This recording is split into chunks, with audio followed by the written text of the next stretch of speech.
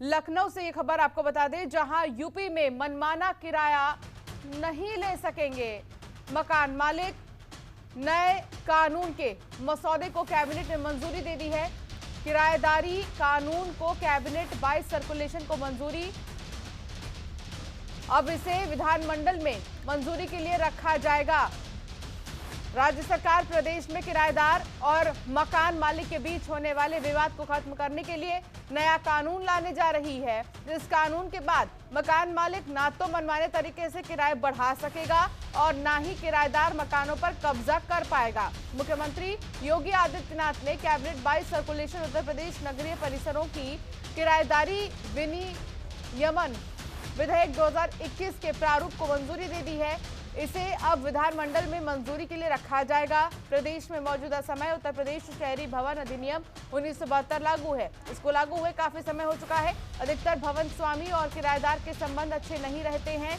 भवन स्वामी अपनी संपत्ति का उचित किराया नहीं पा रहा है तो किराएदारों को कई तरह की परेशानियों का सामना करना पड़ता है। केंद्र सरकार ने आदर्श किराया नियंत्रण कानून बनाने के लिए सभी राज्यों को प्रारूप भेजा था।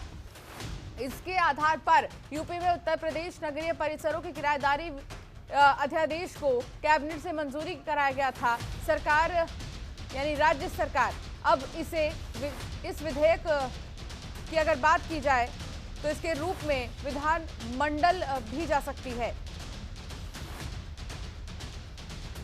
कैबिनेट की बैठक में इसके प्रारूप को मंजूरी अब दे दी गई है। अब आगे देखना होगा कि आखिर कैसे इसको लेकर विधानमंडल में बातचीत किया जाएगा। अवनीश हमारे संवाददाता हमारे साथ जुड़ गए जानकारी के साथ। अवनीश, क्या जानकारी मिल रही है? जो किराएदार कानून है, अगर उसे लागू कर दिया जाता है तो क्या वो फायदे हैं जो यहाँ पर किराएदारों को मिल सकेगा?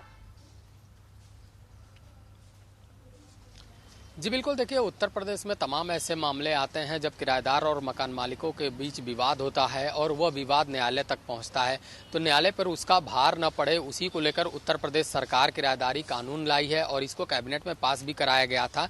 लेकिन कैबिनेट में पास कराने के बाद भी 6 महीने के अंदर किसी भी कानून को बनाने के लिए विधानमंडल के दोनों सदनों में रखना होता है और वहां से पास करना होता है, जिसके बाद राज्यपाल की अनुमोदन मिलती है। उस अनुमोदन को मिलने के बाद ही वह कानून पूरी तरह प्रारूप ले लेता है और उसी लेकर मुख्यमंत्री योगी आदित्यनाथ के कैबिनेट 22 सर्कुलेशन में इस प्रस्ताव को मंजूरी दी गई है और इस प्रस्ताव को दोनों सदन के दोनों पटल पे रखा जाएगा, वहां से इसे पास कराया जाएगा। उसके बाद राज्यपाल उसको अनुमोदन करेंगी तो ये कानून उत्तर प्रदेश में लागू हो जाएगा।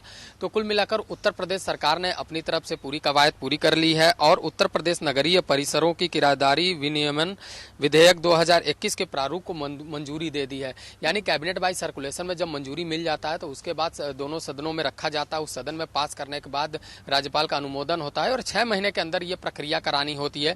तो एक के बाद एक जितने भी कानून उत्तर प्रदेश सरकार ला रही है उस कानून को इसी सत्र में वो पास करवा रही है ताकि वो कानून को प्रारूप दिया जाए और किसी भी प्रकार के इस तरीके का विवाद अगर आता है तो उससे निपटा जा सके।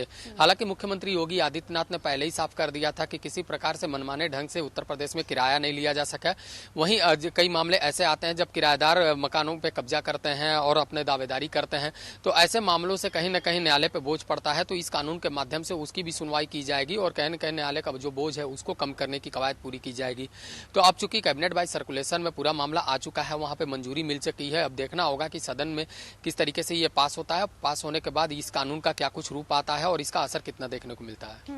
इन सब के बीच अगर इस कानून को लाया जाता है अवनीश, तो ऐसे में क्या क्या वो जितने भी लॉज हैं उनको ध्यान में रखने होंगे और किन किन चीज़ों को ध्यान में रखना होगा? क्या जैसे ही किराएदार एंट्री मारेगा तुरंत ही एग्रीमेंट बनाया जाएगा और तत्काल रूप से जो जितने भी हमारे रेंट ओनर्स हैं उन्हें एग्रीमेंट देना होगा तुरंत? जी बिल्कुल, देखिए अगर किराएदारी कानून जब अस्तित्व में आ जाएगा तो सीधी सी बात है कि जो भी किराएदार रखे जाएंगे मकान मालिक उनका एग्रीमेंट करेगा। एग्रीमेंट करने के साथ ही संबंधित थाने को उसकी सूचना भी देगा।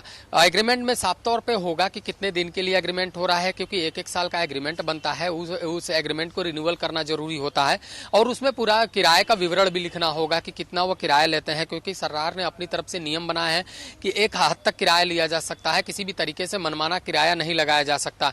तो उस किराए को भी उस एग्रीमेंट में लिखना होगा कि और करीब सरकार ने अपनी तरफ से साफ किया है कि 3 से 5% ही किराया हर वर्ष बढ़ाया जा सकेगा। अमूमन देखने को मिलता था कि जो भी मकान मालिक होते थे वो 10% या 15% की हर साल डिमांड करते थे, लेकिन सरकार ने अपनी तरफ से साफ कर दिया है कि 10-15 की जगह 3 और 5% ही किराया वो बढ़ा सकते हैं। तो इन्हीं सब मामलों को लेकर ये पूरा कानून लाया गया है और जितने भी नियम दिए गए हैं सरकार की ओर से उसका पालन सभी मकान मालिकों को करना होगा और एग्रीमेंट के मुताबिक ही सारे कार्य होंगे और इसकी सूचना संबंधित थानाध्यक्ष को भी देनी होगी। चलिए ठीक है अवनीश, बहुत शुक्रिया इस तमाम जानकारी के लिए। आप बने रहिए हमारे साथ। खबरों के निष्पक्ष विश्लेषण के लिए सब्सक्राइब करें Jantantra TV and press the bell icon. Never miss any update.